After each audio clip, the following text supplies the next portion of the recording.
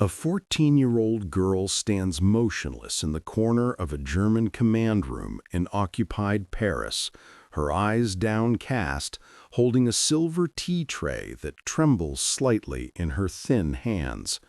The officers don't notice her. To them, she's furniture, part of the background, as invisible as the wallpaper. But while they argue over maps spread across the mahogany table, while they point at coastal positions and debate troop deployments, she's watching. She's absorbing. She's memorizing every line, every notation, every detail with a precision that would terrify them if they knew. Her name is Marie, and she has a gift that will make her one of the most dangerous people in occupied France. She can remember everything she sees with perfect clarity, and she's standing 3 feet away from the plans for Hitler's Atlantic Wall defenses. This is not a legend. This is not Hollywood fiction. This is the declassified truth about how a French orphan with a photographic memory became the spy the Third Reich never saw coming, and how her intelligence helped determine where and when the Allied forces would launch the largest amphibious invasion in human history. Before this video ends, you'll understand why sometimes the most powerful weapon in war isn't a gun or a bomb, but a young girl who never forgets and refuses to forgive. Before we understand how an invisible servant girl could steal secrets from the heart of Nazi power, we need to understand the world that made her invisible in the first place. France in 1940 fell with a speed that shocked the world. The nation that had held the line in World War I, that had built the impenetrable Maginot Line, collapsed in just 6 weeks under the German Blitzkrieg. Paris was declared an open city to prevent its destruction, and on June 14, 1940, German troops marched down the Champs-Élysées while Parisians wept in the streets or hid behind closed shutters. The occupation that followed was suffocating. The Nazis didn't just conquer France, they consumed it. They requisitioned the finest buildings for their headquarters, the best hotels for their offices, the most elegant restaurants for their celebrations. The Hotel Meurice became the headquarters of the German military command in Paris. The Hotel de Crillon housed the German naval staff. Everywhere you looked, swastika banners hung from buildings that had stood for centuries, a grotesque violation of a city that had always belonged to beauty and freedom. For the French people, survival meant collaboration or resistance, and most chose the gray area in between. They kept their heads down, followed the rules, and tried to protect their families in a world where a single misstep could mean deportation or death. But some couldn't stay neutral. Some found ways to fight back in the shadows. And a very few, found themselves in positions where they could strike at the enemy in ways the Germans never anticipated. Marie Duchamp was 14 years old when her life changed forever. She had lost both parents to the influenza outbreak that swept through Paris in 1938, leaving her alone except for a distant aunt who worked as a laundress for wealthy families. The aunt, a pragmatic woman, hardened by poverty, secured Marie a position as a housemaid in a building that had been commandeered by the German High Command. It was dangerous work, serving the occupiers, and it marked you as a collaborator in the eyes of many French citizens. But it was also survival. The job came with food rations, a small room in the servants' quarters, and the kind of invisibility that kept you alive when the world was burning around you. What Marie's aunt didn't know, what no one except Marie's late mother had fully understood, was that the girl had a condition that doctors called hyperthymesia, though in 1940s France they simply called it a remarkable memory.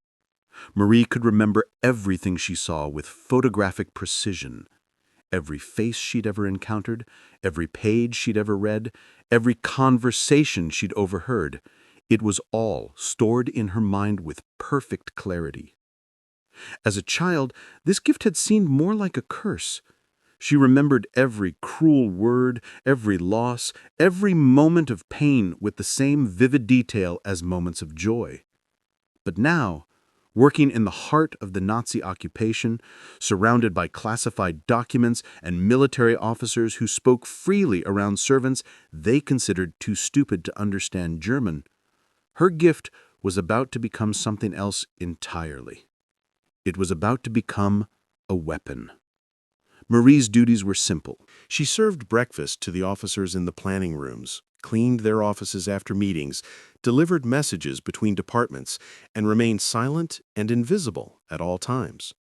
The Germans preferred their French servants docile and uncomprehending, and Marie played the role perfectly. She kept her eyes lowered, responded to orders with quiet compliance, and gave every impression of being exactly what they expected, a simple, uneducated girl, grateful for employment. But behind those downcast eyes, her mind was working with the precision of a camera. When she entered a room to collect teacups, she memorized the maps spread across tables. When she passed by open filing cabinets while cleaning, she absorbed the documents visible within. When officers spoke in German, assuming she couldn't understand, she cataloged every word. Marie had taught herself German during the first year of occupation, using a dictionary she'd stolen from a discarded pile of books and practicing silently in her tiny room at night.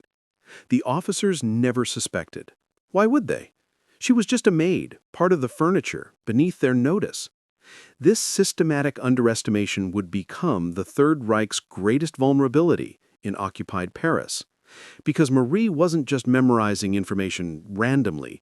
She had a purpose, a burning determination that had crystallized the day she watched German soldiers beat an elderly Frenchman for failing to step off the sidewalk quickly enough. She wanted them to pay. She wanted to hurt them the way they had hurt her country.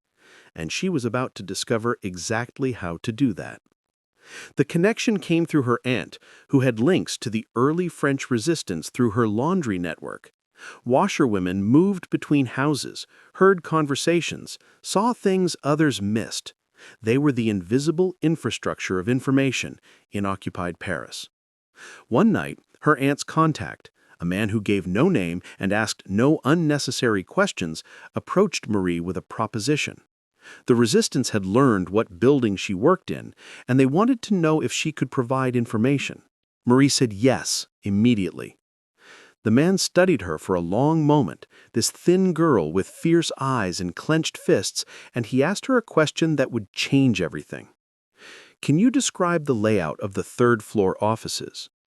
Marie closed her eyes and spoke for 15 minutes without pause, describing every room, every piece of furniture, every portrait on the walls, and the exact position of filing cabinets and safes. When she finished, the man was staring at her with something between amazement and fear. "You remember all of that?" She nodded. "I remember everything." That's when they gave her the code name the Sparrow, a small bird that no one notices but sees everything. And that's when Marie Duchamp stopped being a victim of occupation and became one of the most effective intelligence operatives the French resistance would ever deploy.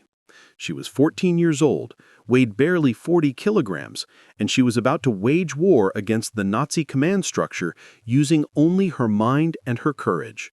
The methods Marie developed were born from necessity and evolved through terrifying trial and error.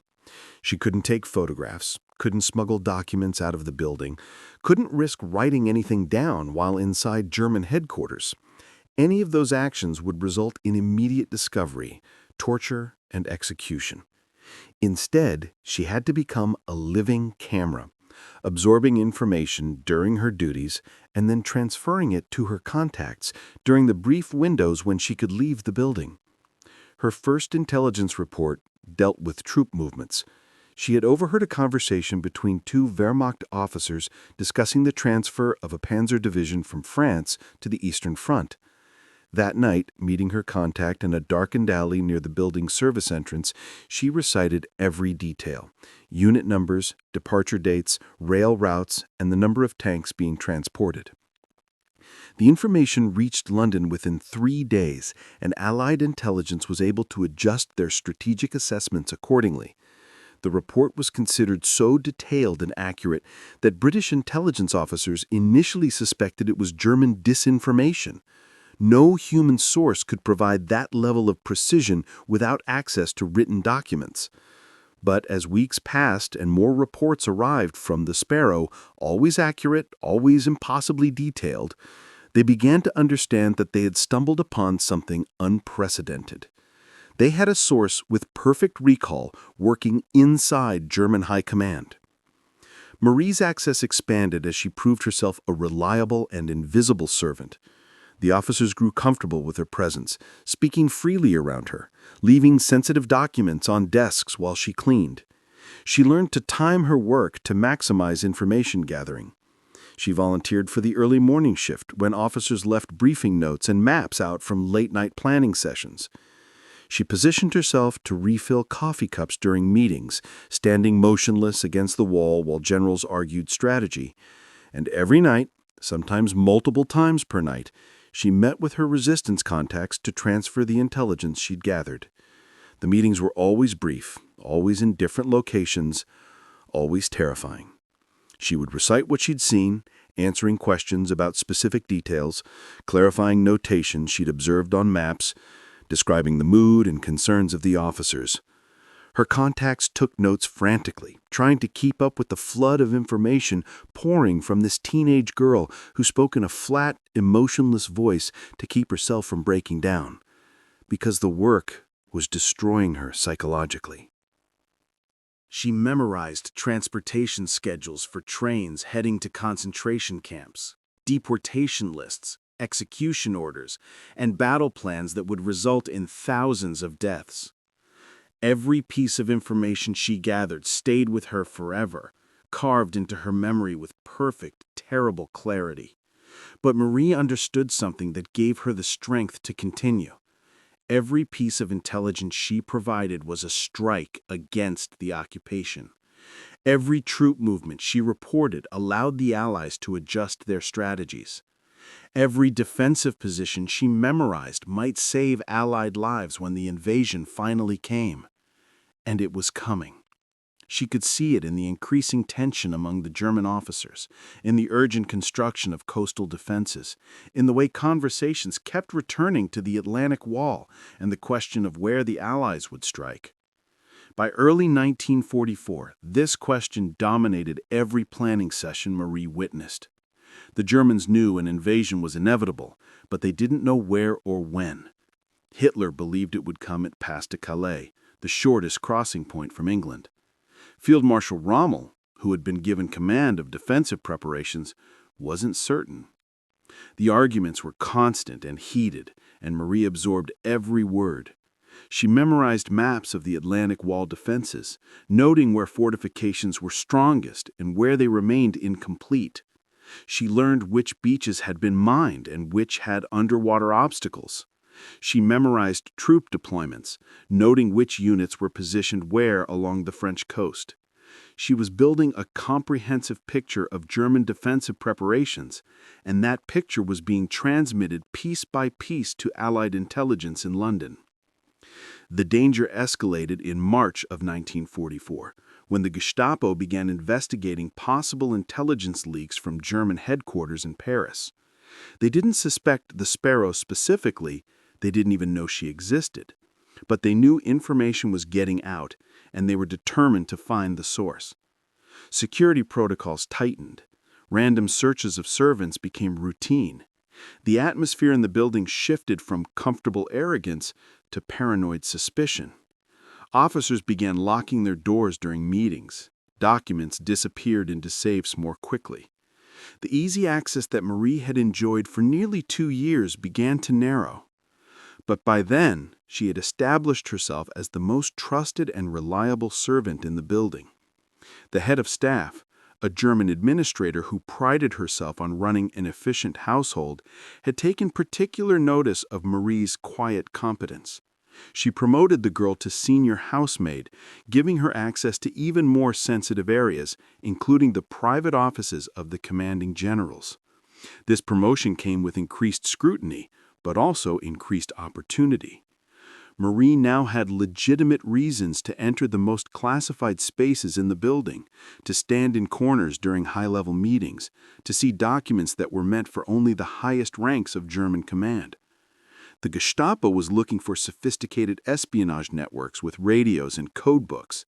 They never considered that their leak might be a silent teenager with a dust cloth who could photograph documents with her mind. The intelligence that would become Marie's most significant contribution began accumulating in April of 1944. The meetings in German headquarters shifted from general defensive discussions to specific operational planning. Officers arrived from Berlin with sealed orders. Maps were updated with increasing frequency. And the conversations, when Marie was present and the officers forgot she existed, revealed something crucial. The Germans had been deceived. Allied intelligence, through an elaborate operation later known as Operation Fortitude, had convinced German High Command that the main invasion would indeed come at Pas-de-Calais. Resources were being concentrated there. Elite panzer divisions were being held in reserve for the expected attack. The Germans were confident, almost smug in their certainty. But Marie overheard something else. Doubts expressed by junior officers who looked at the coastal defenses in Normandy and worried they were inadequate. Arguments about whether certain sectors needed reinforcement. Discussions about the vulnerability of beaches with code names Utah, Omaha, Gold, Juno, and Sword. She didn't understand the full significance of what she was hearing, but she memorized everything and passed it to her contacts. This information flowed through resistance networks to London, adding crucial detail to Allied intelligence assessments. The Sparrow's reports confirmed that German forces were concentrated in the wrong location, that the deception was working, and that certain Normandy defenses remained weaker than others. In May, just weeks before D-Day, Marie's situation became critical. A new Gestapo officer arrived at headquarters, specifically tasked with investigating security leaks. He was methodical and suspicious of everyone, including the servants who had previously been beneath official notice. He began interrogating the staff, asking questions about their backgrounds, their families, their movements outside the building. Marie knew it was only a matter of time before her turn came. Her resistance contacts urged her to stop, to go into hiding before she was discovered. The intelligence she'd provided was already invaluable. There was no need to risk everything for a few more reports. But Marie refused to stop because she had seen something that changed her understanding of everything. During a late-night cleaning shift, she had entered an office where a map had been left unrolled on a desk. It was a detailed tactical map of the Normandy coast, marked with defensive positions, unit deployments, and prepared counterattack routes. She stood over that map for 20 minutes, long past the time when anyone would normally spend cleaning a single room, and she memorized every detail. Every artillery position, every machine gun nest, every minefield, every tank unit held in reserve. She photographed it with her mind, creating a mental image so detailed that when she described it to her contact that night, he stared at her in disbelief. "You're certain about these positions?" Marie recited specific coordinates from memory. The man's hands were shaking as he wrote, "This could save thousands of lives." 2 weeks before D-Day, the Gestapo officer called Marie in for questioning. She sat in a cold office, maintaining the mask of a simple, frightened girl while her mind raced through every possible danger. He asked about her family, her education, her duties. He asked if she had noticed anything suspicious among the other servants. He asked, almost casually, if she spoke any German. Marie said no in heavily accented French, playing her role perfectly. She was just a poor orphan girl grateful for employment, too ignorant to be a threat. The officer studied her for a long moment, then dismissed her with a warning to report anything unusual she might see. She walked out of that room with her heart pounding so hard she thought it might burst from her chest. That night, she told her contact she needed to stop. It was too dangerous. The Gestapo was too close. But she had one final piece of intelligence to deliver. She had overheard a conversation that morning between two generals discussing the movement of a critical Panzer Reserve division. They were relocating it further inland, away from the coast, based on the belief that they would have time to respond once the invasion location was confirmed. This was vital information. If the Allies knew that this reserve force had been moved away from the beaches, it would affect their tactical planning for the invasion's critical first hours. Marie delivered this final report on June 4, 1944. She didn't know that the invasion was scheduled to launch within days. She didn't know that her cumulative intelligence had been compiled into briefing documents that Eisenhower himself had reviewed. She only knew that she had done everything possible to hurt the enemy that had taken her parents, her country, and her childhood. She had turned her curse of remembering everything into a weapon, and she had struck at the heart of the Third Reich with a precision they never suspected. 2 days later, on June 6, 1944, Allied forces landed on the beaches of Normandy.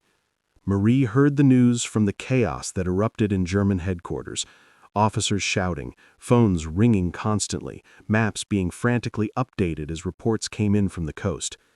The invasion had come exactly where she had helped confirm it would be weakest. German reserves were out of position, concentrated at Pas-de-Calais, waiting for an attack that would never come.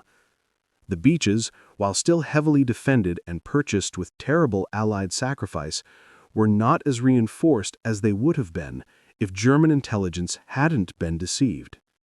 In the confusion of that day, as the German command structure scrambled to respond to the invasion, Marie slipped away from headquarters for the last time. Her resistance contact met her in a safe house and told her she needed to disappear immediately. The Gestapo would intensify their investigation now, looking for anyone who might have provided intelligence about Normandy's defenses. Marie was given false papers, a new identity, and money to travel south where she could hide until liberation came. The weeks following D-Day were the most terrifying of Marie's life, and she had lived through 4 years of Nazi occupation. She traveled south using rural roads and staying in resistance safe houses, always one step ahead of the Gestapo units that were hunting for intelligence leaks with genocidal fury. The Germans knew they had been deceived, knew that someone had provided detailed information about their defensive preparations, and they were determined to find the source. Hundreds of suspected resistance members were arrested and executed in those weeks. Marie heard the stories as she traveled, tales of torture and brutality that made her physically sick with guilt. These people were dying partly because of the work she had done, because the Germans were retaliating blindly against anyone who might have contributed to their catastrophic intelligence failure. But she also heard other stories. Stories of Allied forces pushing inland from Normandy, of German defensive lines collapsing, of liberation spreading across France like a wave of light, driving back 4 years of darkness. Every kilometer the Allies advanced was won with terrible sacrifice, but they were advancing. The invasion she had helped prepare was succeeding. In August, Paris was liberated. Marie, still in hiding in the south, heard the news and wept for the first time since her parents died. She had survived. France had survived. The occupation that had seemed like it might last forever was ending. But Marie's war wasn't over. When she finally returned to Paris in September of 1944, using her real identity for the first time in months, she discovered that her aunt had been arrested by the Gestapo 3 weeks before liberation. The old woman had been interrogated about her niece's activities and had revealed nothing, not even under torture. She died in custody just days before Allied forces entered the city. Marie stood at the small grave marker that had been erected in a cemetery on the outskirts of Paris, and she understood the true cost of resistance. Her aunt had sacrificed everything to protect her, had endured unimaginable suffering, and died without knowing that Marie had survived, that the intelligence had mattered, that France would be free. The guilt of this knowledge was another burden that Marie's perfect memory would never let her forget. She could recall every moment with her aunt with absolute clarity, and now those memories were inseparable from the knowledge of how the woman had died. In the chaos of post-liberation France, Marie tried to return to normal life, whatever that meant for someone who had lived through what she had experienced. She found work in a bookshop, rented a small apartment, and tried to disappear into anonymity. She told no one about her work for the resistance. She wanted to forget, to move forward, to be normal. But her mind wouldn't let her forget anything. The nightmares began months after liberation. Marie would wake screaming, her memory replaying conversations she'd overheard about deportations and executions with perfect clarity. She remembered every face of every German officer she'd served, every map she'd memorized, every detail of the plans for death and destruction. Her gift had become a prison, trapping her in an endless replay of the worst years of her life. She couldn't forget, couldn't move forward, couldn't escape the past that her perfect memory kept perfectly preserved. In 1946, she was contacted by French military intelligence. They knew about her work as the Sparrow and wanted to debrief her formally for historical records. Marie spent 3 days with intelligence officers reciting everything she had observed and reported during the occupation. The officers were astounded by the detail she provided, by her ability to recall specific conversations from years earlier, by the breadth and depth of intelligence she had gathered. They told her she had been one of the most valuable assets the French resistance had ever deployed, that her information had directly contributed to the success of D-Day, that she was a hero of France. But they also told her something that would shape the rest of her life. Her identity and her work needed to remain classified. The Cold War was beginning. Intelligence methods needed to be protected. If the Soviets or other adversaries learned about her capabilities, about how an agent with perfect recall had operated inside enemy headquarters, it could compromise future operations. Marie understood. She agreed to maintain silence. And for the next 70 years, the story of the Sparrow remained buried in classified archives, known only to a handful of intelligence historians who couldn't reveal their sources. Marie lived quietly for decades, working in bookshops and libraries, surrounded by the written word, but never writing her own story. She married in 1952, a kind man who knew she had been in the resistance, but never pushed for details. They had no children. Marie had seen too much death, remembered too much suffering to want to bring new life into a world she knew could be so cruel. Her husband died in 1978, leaving her alone with her memories again. The nightmares never stopped. Her perfect recall meant she couldn't soften traumatic memories with time the way most people do. Every horror remained fresh. Every loss stayed sharp. She sought help from psychiatrists who didn't understand her condition, who prescribed medications that did nothing to ease the burden of remembering everything. By the 1990s, as France began declassifying World War II records and recognizing previously unknown resistance fighters, Marie was approached again by historians. They wanted to tell her story, to recognize her contribution. She refused. The memories were too painful. She didn't want to be celebrated for work that had cost so many lives, including her aunt's. She didn't want to relive those years in public interviews and ceremonies. She just wanted peace.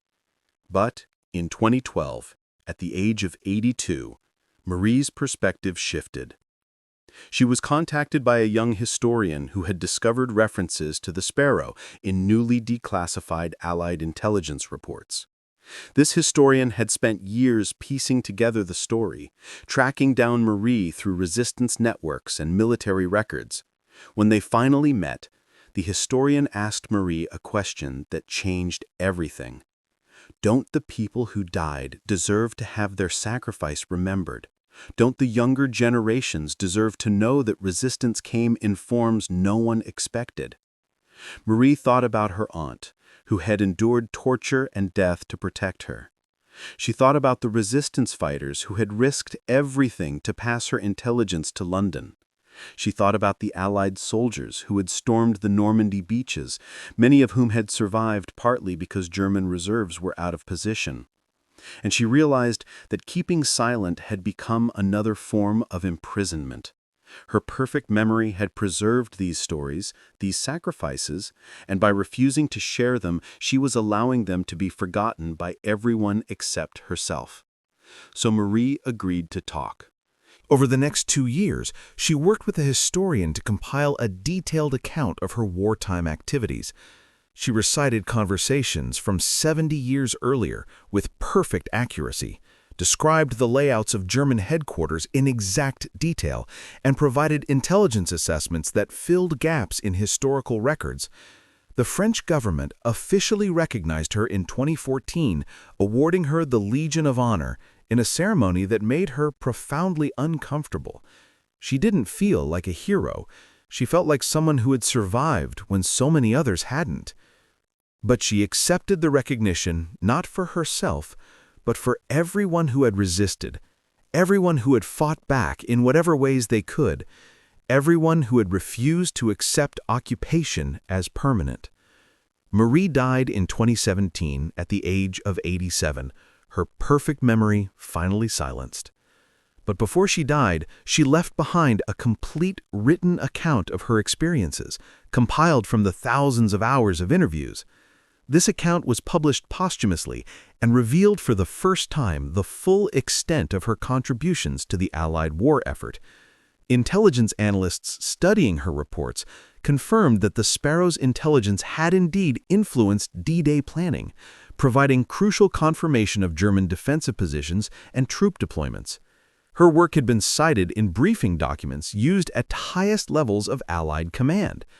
One teenage girl with a photographic memory, working as an invisible servant in the heart of Nazi-occupied Paris, had provided intelligence that helped shape the most important military operation of World War II.